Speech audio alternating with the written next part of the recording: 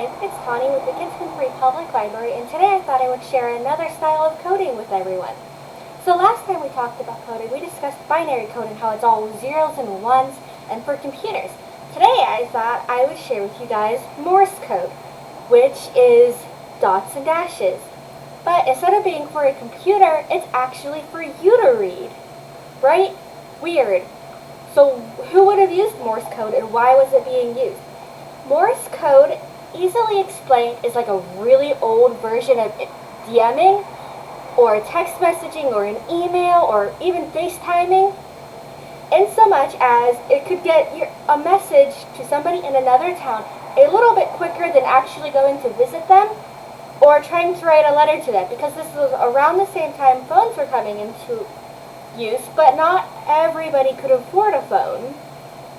So you would go down to the local train station, a store, or maybe you had a telegraph station in your town, and you would go and you would give the telegraph operator your message, and you would write it down like on a piece of paper, and after every word or so you would say stop. So the person on the other end would know when the word was done being coded out. And what they would do is they had this weird looking machine that had like a lever with a black button, and they would just tap your letter out to grandma or your best friend in the next town, and someone on the other end of the telephone wires, or the telegraph wires, they looked like telephone wires, would then listen to the taps and the pauses, and then write that letter out and give it to someone else who would then deliver it to your friend or your family member, and then they could hand a message back to them and have it sent the same way, or they could go to their station and send their reply. Now, was not nearly as quick as a text message or a comment on a Twitter post or Instagram or FaceTiming someone, but it was definitely a quicker way if you had something really important to say than writing a letter or trying to get to that person themselves. So we are going to, in order to kind of practice Morse code ourselves, we are going to be making Morse code bracelets. And what you're going to need is a pair of scissors, some beads in at least 3 different colors. I'm going to show you a couple different styles of beads you can use. I have normal seed beads, which are really tiny. You kind of want them small because it's going to take a lot to make your message. And then I also have the same beads I used in binary code, but also I have long tube beads that'll operate as dashes. And what you're going to do is pick one color to be a divider color, for your stops and to kind of even out your bracelet a little bit. One color is going to be for your dots, and then the other is going to be for your dashes. You're also going to need some kind of string or jewelry wire or elastic, a pair of clasps if you want them. You can also use a pincher bead, or you can just knot and tie it on if you want. And then also the Morse code alphabet, which I will provide in the link below. So I'm going to go silent here in a couple seconds because it's really long and boring watching someone make beads, so I can speed it up for you guys. But I will have the directions in the description, the link where I got the idea from in the description, as well as directions that'll flow across the screen for you. Alright, here we go.